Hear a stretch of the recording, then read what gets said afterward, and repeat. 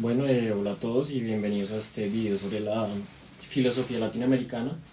Bueno, esto es un tema pues interesante, ya que pues obviamente esto refleja todas las complejidades culturales, políticas y sociales de América Latina.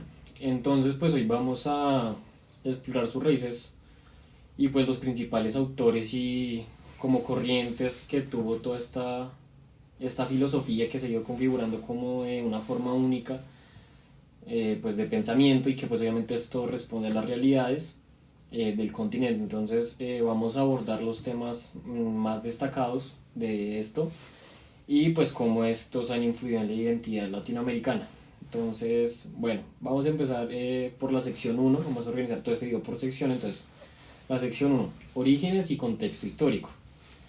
Bueno, pues obviamente la filosofía latinoamericana surge de un contexto muy específico, como único, y que pues obviamente esto es influenciado por la colonización europea y los pueblos indígenas, la lucha de su independencia, y que pues aunque muchas veces se ha visto a América Latina como receptora de filosofías europeas, pues obviamente desde los primeros años del periodo, pues obviamente comenzaron como a emerger preguntas filosóficas sobre todo esto, ¿no?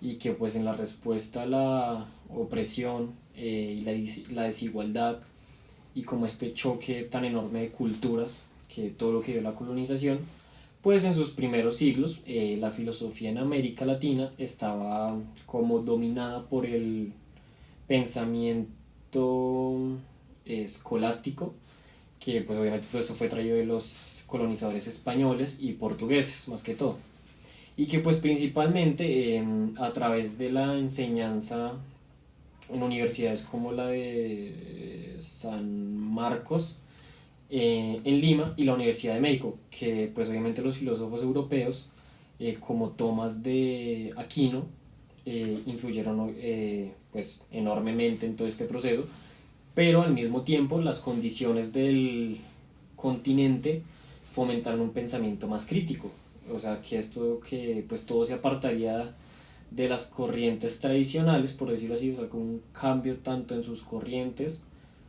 como en su forma de pensar.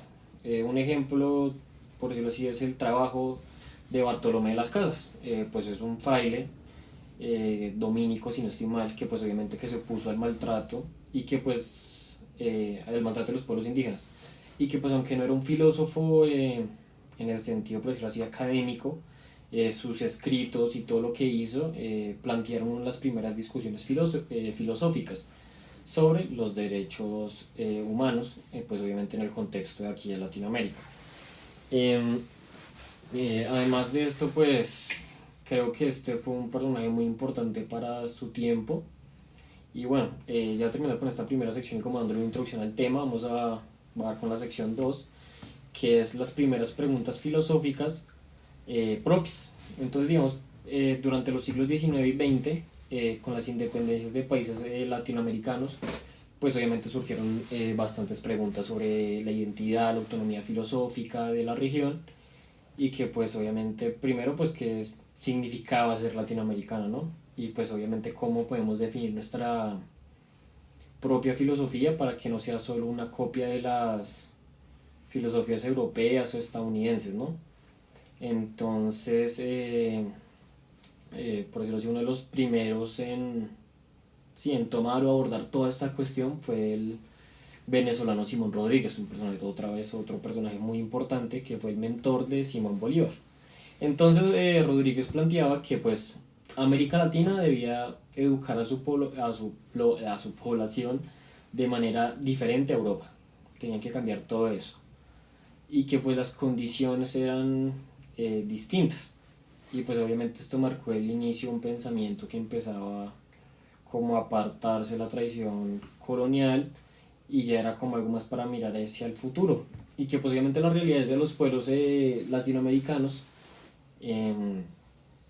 eh, pues esto fue como algo que pegó bastante. Además de esto, el filósofo argentino Juan Bautista Alberdi, en su obra Bases y Puntos de Partida, perdón, para la Organización Política de la República de Argentina en 1852, es otro ejemplo de cómo se buscaba adaptar los conceptos de libertad, de progreso y democracia a las realidades locales. Pues obviamente su pensamiento influyó enormemente en la constitución de varios países de la región. Eh, Además de todo esto, pues, bueno, siguiendo con todo este tema, va la sección 3, que es la filosofía y la liberación del pensamiento crítico. Entonces, empezando con esta sección 13, pues uno de los momentos más importantes en la historia de la filosofía latinoamericana llegó con el desarrollo de la filosofía de la liberación en las décadas de 1960 y 1970. Entonces este movimiento fue una respuesta a las profundas desigualdades que había en su tiempo, me refiero a desigualdades económicas y sociales de América Latina. Entonces, así como las dictaduras que se extendieron por todo el continente en esos años, pues el filósofo argentino Enrique Dussel, que pues obviamente esto es uno de los principales exponentes de esta corriente, la filosofía de la liberación. Entonces, bueno, ¿qué buscaba la filosofía de la liberación? Lo que buscaba todo esto era buscar un pensamiento propio, centrado como más en los oprimidos, en los marginados de América Latina. Entonces, en contraposición de todo esto a la filosofía tradicional europea, todo lo de la colonia, pues muchas veces no se contemplaba las realidades del continente. Entonces, para el filósofo argentino Dussel, la filosofía debía estar al servicio de la justicia social, ¿no? Y que pues obviamente esto abordaba temas, digamos, como la pobreza, la opresión y la colonialidad, que esto todo lo que se refiere a lo que mencioné anteriormente, la filosofía tradicional. Entonces, en este movimiento también se relaciona mucho con la tecnología de la liberación, ¿no? Y que pues esta fue desarrollada por pensadores como el peruano Gustavo Gutiérrez y el brasileño Leonardo Boff, quienes reinterpretaron el cristianismo en un contexto de lucha, pues contra todo esto que era la opresión y todo lo que venía con la colonización en ese tiempo, ¿no? Y que pues aunque es más como una corriente teológica que filosófica, pues ya que ambas comparten la idea de la liberación como un principio, como el enfoque de todo, como el principio central, pero pues que esto es como que la filosofía de la liberación no solo se enfocó en la crítica del colonialismo y todo lo que trajo esta misma, ¿no? Y que pues obviamente también en una crítica epistemológica, pues Dussel y otros argumentaron que el conocimiento está dominado por las potencias coloniales, como lo mencioné antes, que era España y Portugal, pues en este caso, y que pues era necesario descolonizar ese pensamiento. Bueno, un pequeño paréntesis, entonces ya aquí explicamos un poquito más de todos estos tipos de filosofías y seguimos con la sección 4, filosofía indígena y afrodescendiente. Entonces, bueno, entonces no podemos hablar como de la filosofía, pues sí, la filosofía latinoamericana sin primero conocer o reconocer todas las tradiciones de pensamientos de pueblos indígenas y afrodescendientes. Entonces, pues obviamente estas tradiciones han estado históricamente pues oprimidas o marginadas, ¿no? Y que pues en las últimas décadas han ganado un espacio importante en el ámbito filosófico. Entonces, el pensamiento indígena, por decirlo así, se basa en una concepción del mundo profundamente, pues así como conectada e interrelacionada, donde la naturaleza, el ser humano y el cosmos están conectados de una u otra forma. Y que pues obviamente este tipo de pensamiento que se encuentra en culturas como la quechua o la mapuche, ha comenzado a dialogar bueno, se empezó a conectar como con la filosofía occidental a partir de temas como la ecología de los derechos. Es decir, bueno, o sea, sí, como la ecología, los derechos humanos y el respeto por las diversidades culturales. Entonces, por otro lado, el pensamiento afrodescendiente, ya un poquito más apartado de lo indígena, es que en América Latina ha sido crucial, pues, cuestionar las estructuras racistas sería desde la colonización, que es algo que se ha visto siempre. Que pues obviamente gente como Frantz Fanon, que es un caribeño que pues obviamente influyó profundamente en el pensamiento latinoamericano, pues obviamente al abordar las consecuencias del colonialismo y la identidad y la cultura afrodescendiente, pues obviamente esto generó como cierto avance a nivel filosófico o de pensamiento, por decirlo así.